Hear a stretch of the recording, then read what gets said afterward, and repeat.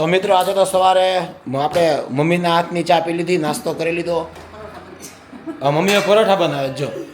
આ છે ને બધું અહીંયા તમે આવો ને એટલે તમારા ડાયટનું બધું પથારી ફરી જાય. હા એ વેસી કી દેશી તે દિવસે ના પાડી હતી તો રાતે મમ્મીએ પૂરણપૂરી ખવડાવી દીધી. એ બનાવી જ નાખે કેમ કે પૂછે તો હું ના જ પાડું એટલે બનાવીને મૂકી દે એટલે ખાઈ લીધું. કાલે રાતે હું બધું 10:30-11 વાગે ઘરે આવ્યો તો પાછા થેપલા અને સૂકી ભાજીને છૂંદુને કરીને મૂકી દીધું હતું. તો પછી તો તમે ખાઈ જ લ્યો. એટલે એ બધું તો હવે જો રહેવાનું જ છે. મમ્મી હોય એટલે ખાવા પીવાનું તમારું બંધ ન થાય. અને હજી અત્યારે એ સવારમાં ખબર નહીં આટલું કોણ ખાય છે કે હજી પરોઠા બનાવે છે. કોણ ખાશે? પપ્પા. પપ્પા શ્રેયું અને હું પણ એકાદું ખાઈશ. રાત્રે ખાલી રોટલો જ ખાધો ને. તું રાતે શું કામ નથી જમતી મમ્મી? પણ રાતે રોટલો ખાધો છે. હું ઘઉં ઓછા ખાઉં છું. કેટલા વાગે જમી હતી કાલે? રાત્રે 11 વાગે પછી જમી. 11 વાગે નથી જમી મમ્મી. 11 વાગે હું આવ્યો હતો.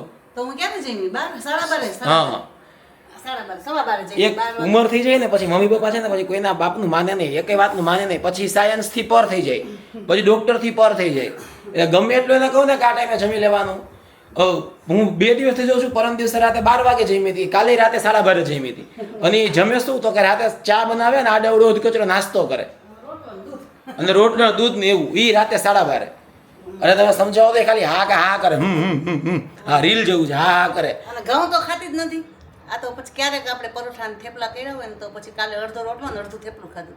હા બરાબર છે. અને અત્યારે વળી પરોઠું ચલાવી લઈશ. બધા ચાચા ભેગા થયા હોય ત્યાં થોડું અમારી પણ એસી કી દેસી થઈ જાય છે. બસ દીપો જેવું છે કે બધા ભેગા થયા હોય ને તો ખાઈ લેવાનું. જો આ મારું આ પ્રાણી છે ને આનું એવું છે. ઓમદીના બિસ્કિટનો ટાઈમ ફિક્સ હોય. બધા ભેગા થયા હોય ને અમે એટલે પછી મતલબ કે એને ખાણીપીણીના જલસા થઈ ગયા હોય. હા તો ફ્રેન્ડ તમે રેડી હવે થઈ ગયો છું. અમદાવાદ માટે આપણે નીકળવાનું છે એટલે હવે ફટાફટી પેકિંગ બધું થઈ ગયું તો જાય ને શિવાજીને એના ઘરેથી ઉપાડીને પછી અમદાવાદ પહોંચીએ કેમ કે સાંજે આપણે એક ઇવેન્ટમાં પહોંચવાનું છે. યસ ગાઈસ તો શિવાજીને આપણે ઘરેથી ઉપાડી લીધી છે એટલે કે આપણે તેડી દીધી છે એને અને અમદાવાદ બાજુ જઈ રહ્યા છે. હાઈવે પર પહોંચી ગયા ને આ જો શિવાજીને ઘરે લેવા ગયો હતો તો એની ઘરે ખુશીનો માહોલ હતો કે હાઈસ અને લેવા આવ્યા. એને ખુશીમાં સસરા તાત્કાલિક માંડવી લઈ આવ્યા. મધર ઇન લોએ માંડવી શેકી દીધી. વિચાર કરો ને કેટલો હરખ હશે. ગાઈસ હાલો શિવાની જાય છે તો મતલબ કે આને બધું કંઈક માંડવી દ્યો, તાત્કાલિક ઓરા બનાવી દ્યો. ખુશીઓનો પાર નહોતો. એ તો એક તો મા બાપને તો હરખ હોય જ ને કે દીકરી એની ઘર જાતી હોય. હરખ હોય જ. ઓહો આજે ઓળી ચાંદ પશ્ચિમમાંથી ઉઈ ગયો. આટલામાં વખાણ કર્યા તો કેમ તું કઈ કહેતી નથી? એટલે બેટા વખાણ કર્યા તારી ઘરે જે હરખ હતો. આ તો લે તો હરખ હતો તો મેં તો સાચું તો ન કીધું. આ તું શું કરતી હતી બેઠા એટલે તું અત્યારે બેઠા શું કરતી હતી? એડિટિંગ ચાલુ હતું ગાઈસ મારું તો બધું રક્ષાબંધન જીવન અમારું એડિટિંગમાં જ જાય છો. એટલે કે જો કારમાં બેઠા હોય કે ઘરે હોય નવરા બેઠા હોય તો કાંઈક ને કંઈક એડિટિંગ ચાલુ જ હોય. ભાઈ તો ઓબ્વિયસ છે જે વર્ક છે એ તો કરવાનું જ હોય. ઈ જ ને એડિટિંગ કે જીવન હે અમારા માટે. શૂટિંગ એડિટિંગ બધું એવું જ હોય હાલે રાખે પણ એક્ચ્યુઅલમાં કામ જ હોય ઈ છે તો ઈ જ જીવન બરાબર કરનાર છે. હોય. તો રસ્તામાં એવું લાગશે ને કે કોફી પીવા માટે ઊભા રહેશું બાકી સીધું અમદાવાદ આવશે કેમ કે ઘટ્ટો ટાઈમે નીકળ્યા છે. સાંજે 6-7 વાગ્યાની ઇવેન્ટ છે ને અત્યારે અમે ઓલમોસ્ટ 1:30 નીકળ્યા છે રાજકોટથી. હવે ઘરે પહોંચશું, ફ્રેશ થશું, ચેન્જ કરશું પાછા ઇવેન્ટમાં. અમદાવાદનો ટ્રાફિક તો ખબર જ છે તમને લોકોને. આપણે પહોંચશું જેવા ટાઈમે જ્યારે પીક આર્ટ્સ હશે હા એટલે ટ્રાફિકમાં ઓલમોસ્ટ નાના મોટું તો ફસાશું જ એવું લાગે છે અત્યારે. લેટ્સ સી ગાઈસ કેટલા વાગે પહોંચીએ છીએ. તો મિત્રો ઘરે પહોંચી ગયા છે કટ ટુ કટ ઓલમોસ્ટ 5-5:15 જેવું વાગી ગયા છે અને 1.5 કલાકમાં ઘરેથી નીકળવાનું છે. પણ અમારા મેડમ જો આરામથી અહીં બેઠા શિવાની હાલ બધું કરો ચેન્જ કરી નાખ તૈયાર થાય તો બધું રેડી થાય વાર લાગશે. હા ને તું શું કરો છો? કોનો રિપોર્ટ? શું આવ્યો? એ ભાઈ કંઈક આપણા સસરાનો રિપોર્ટ જોયો છે. લાવ તો હાલે હમણાં હું જોઈ લો. વાંધો નહીં તું જોઈ લે આરામથી. ડાયાબિટીસનો કેનો જ રિપોર્ટ છે? ડાયાબિટીસનો રિપોર્ટ છે સસરાશ્રીનો તો એ જોવે છે. ત્યાં આપણે જો બધા જે લબાચા છે બેગ ને બધું ખોલ નાખીએ. ઘણા બધા કપડાં છે બધા ગોઠવી દઈએ. બાકી પછી આ બેગ એમ પડ્યું રહેશે ને તો આળસ આવશે. એ બધું પતાવીને પછી આપણે ઇવેન્ટ માટે નીકળીએ. તો બસો ગાઈસ રેડી થઈ ગયા છે. શિવાની રેડી થઈ ગઈ છે. એ જામફળ ખાઈ રહી છે મસાલાવાળા, ચાટ મસાલાવાળા. અને મારા માટે ફટાફટ ચા બનાવી દીધી. ત્યાં મેં પોડસ્કોપને એક રીલ એડિટ કરી નાખી. આપણે રેડી થઈ ગયા, ફ્રેશ થઈ ગયા, ચેન્જ કરી લીધું અને ચા પીને ફટાફટ નીકળશું. ઓલરેડી 7 વાગે પહોંચવાનો ટાઈમ છે ને, 6:20 જેવું તો થઈ ગયું છે. એટલે 5 મિનિટમાં પહોંચીને, બાકી ખબર ને અમદાવાદના ટ્રાફિકમાં તો 5 મિનિટમાં નીકળીને એમ ત્યાં પહોંચવાનું છે. બાકી અમદાવાદના ટ્રાફિકમાં તો ક્યાંય અટકી જાય તો અટકી જાય. જોયો ઇવેન્ટ કેવી જાય છે. ન્યૂઝ ચેનલની એક ઇવેન્ટ છે, ત્યાં આપણે હાજરી આપવાની ને કંઈક કોમ્પિટિશન ને એવું બધું છે. લેટ સી, ત્યાં પહોંચીને પછી ખબર પડે શું છે એક્ઝેક્ટલી. શિવાનીએ તો મસ્ત મજાનો સ્નેપ લઈ લીધો.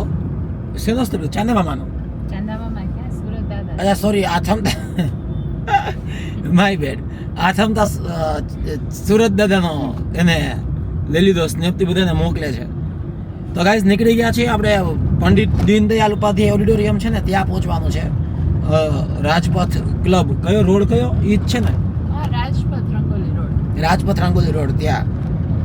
સો ઓન ધ વે છીએ. લોકેશનમાં અમને 30 મિનિટ બતાવે છે. અમારે 7 વાગે પહોંચવાનું છે. અને આમ તો પહોંચી જશું 7 ને 5 કે 5-10 મિનિટ કદાચ થોડુંક મોડું થાય. વૈષ્ણોદેવી સર્કલ જરાક અંતર ટ્રાફિક છે ખાલી. થોડોક એવો ટ્રાફિક એમ કહે કે વૈષ્ણોદેવી સર્કલ છે. મેપ ખોલીને બેઠા મેડમ, એટલે આપણે મેપમાં વારે વારે જોતું રહેવાનું. નહીં જવું પડે. તો વાંધો નહીં. તો ગાઈઝ જે આપણું ડેસ્ટિનેશન છે ને, ત્યાં પહોંચી ગયા છીએ અમે. હવે આપણે ફોન કરવાનો છે જ્યાં એના પીઓસી હોય ને, પોઈન્ટ ઓફ પર્સન ઓફ કોન્ટેક્ટને, એટલે આપણને છે ને લેવા આવશે. જો આ જે ગુજરાત ફર્સ્ટ ન્યૂઝ ચેનલ છે ને, કોણ બનશે ગુજરાતનો જીનિયસ, આની આ ઇવેન્ટ છે.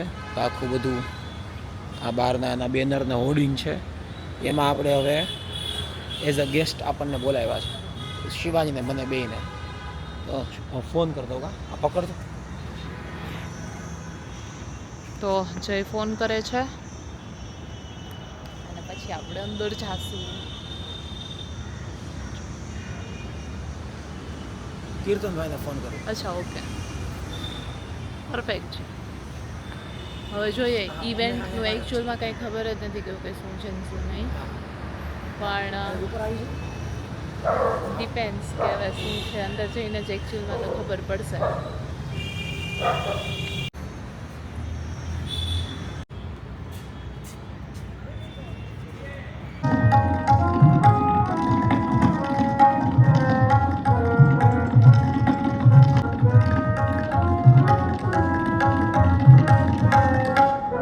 મિત્રો ઇવેન્ટ પતાવી અને આમ તો ત્યાં જમવાનું ને બધું હતું, પણ પછી અમે નીકળી ગયા ત્યાંથી ઇવેન્ટમાંથી.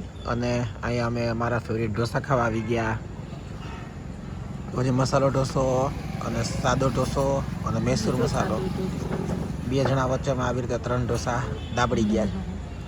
શિવાની લેન્સ કાઢ નાખ્યા, ચશ્મા પહેરી લીધા. આખું પડતી હતી બચ્ચું. સુકાઈ ગયા હતા. ઇવેન્ટમાં શું કર્યું તો કે ઇવેન્ટમાં ત્યાં ગુજરાતના બહુ નોલેજેબલ પાર્ટિસિપેટ એ ઉડી ગયા અમારા ઢોસા ગાઈસ. જે પાર્ટિસિપેટ આવ્યા તે અમદાવાદમાં પવન આવ્યો, અમદાવાદમાં પવન આવ્યો. એવું જ થઈ ગયું. પાર્ટિસિપન્ટ્સ બહુ સારું રહ્યું.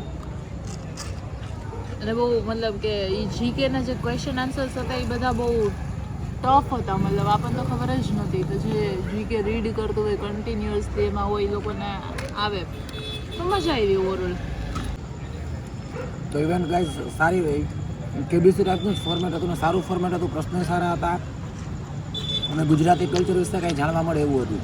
હું બહુ જલ્દી એને બધું શૂટ કર્યું જ નહીં. કેબીસી ટાઈપમાં એ ન્યૂઝ ચેનલ ઉપર આવશે, અમારી પાસે શૂટ થયેલો પોર્શન આવશે તો અમે સોશિયલ મીડિયામાં અપલોડ કરશું. પણ એક્સપિરિયન્સ સારો રહ્યો. અને સવારના શું મેં ડાયરેક્ટ રાજકોટથી આવ્યા, અમદાવાદ આવ્યા, ફટાફટ અહીંથી નીકળીને સીધા ઇવેન્ટમાં ગયા. તો ભૂખે બહુ લાગી હતી, પણ હવે તો જમી લીધું અમે. તો બસ ગાઈઝ આ બ્લોગને અહીંયા પૂરો કરી દઈ. બ્લોગ લાઈક કરી દે, ચેનલ સબસ્ક્રાઇબ કરી દે અને જલ્દી મળશું નવા બ્લોગ સાથે. Bye bye guys. હે જો એને બાય બાય કેવું.